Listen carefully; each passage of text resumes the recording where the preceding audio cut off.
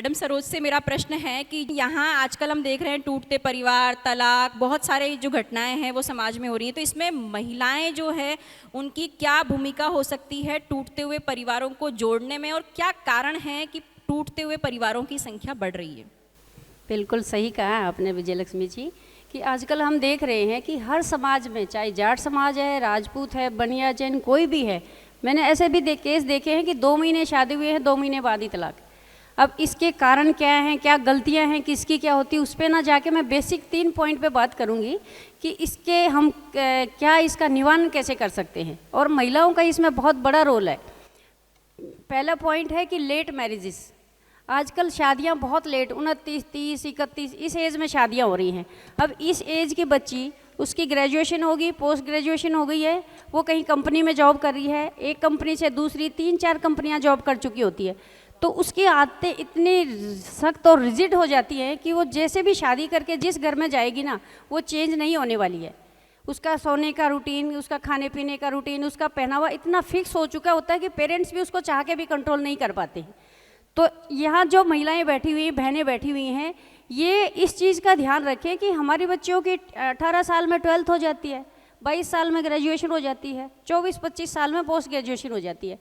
तो हम सभी बहनों है, अपने अपने बच्चियों को है, अपने बेटों के, और बच्चे ऐसा नहीं है कि पेरेंट्स बोले तो माने नहीं। आजकल मैंने सुना पेरेंट्स ही कहते हैं कि नहीं अभी क्या शादी की उम्र है, 30 साल की तो हुई है। तो हम सब बहनों की ये ड्यूटी बनती है कि हम अपने बच्चों के जैसे ही उनकी एजुकेशन कंप्लीट होती है तो जल्दी से जल्दी शादी करने की कोशिश करें। जॉब तो कभी भी मिल सकती है, एग्ज़ाम हमने देखा पहले शादी के बाद ही लड़कियां जॉब लगती थी, 12th करके करते थे, ग्रेजुएशन भी करती थी, खूब पढ़ाई करके भी जॉब ले लेती थी।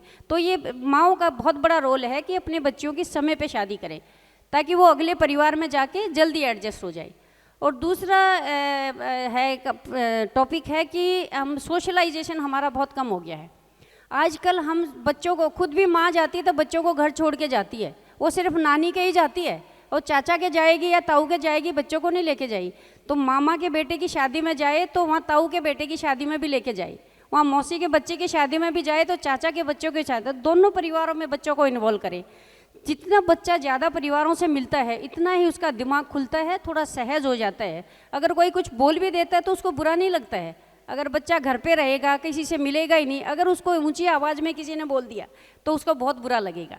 तो बच्चियों के साथ भी यही हो रहा है, प्यार करो, उनको पढ़ाओ लिखाओ, लेकिन उनको सोशलाइजेशन थोड़ा सा बढ़ाइए।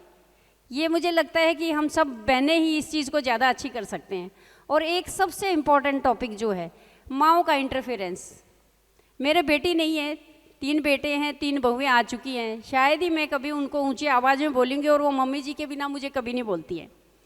माँओं का सबसे बड़ा रोल है। आजकल क्या है, माँओं के पास टाइम बहुत है, सब कहते हैं टाइम नहीं है, मैं कहती हूँ कि बहुत ज़्यादा टाइम है। आजकल काम करना महिलाओं ने छोड़ दिया है, झाड़ू पोछा कोई करती नहीं, बर्तन कोई मांजती नहीं, कपड़े कोई धोती नहीं, खाना तक भी नहीं बनाती है, तो सब काम नहीं करती तो टाइम ही टाइम है। अब टाइम ज़्यादा होगा तो वो क्या करेंगी, बेटी से फ़ोन पे बात करेंगी, बेटी के घर में इंटरफेरेंस, बेटे से बात करेंगे तो बेटे के घर में इंटरफेरेंस, हर चीज़ पूछती हैं, क्या कर रही है, क्या खाया, क्या बनाया, इतनी छोटी छोटी बातें बच्चियों से पूछती हैं। अब वो कोई ना कोई बात सुबह की परेशान हुई, वो कुछ कुछ बोलेगी, अच्छा आपको ऐसे बोला, ऐसा इतना काम करते हो।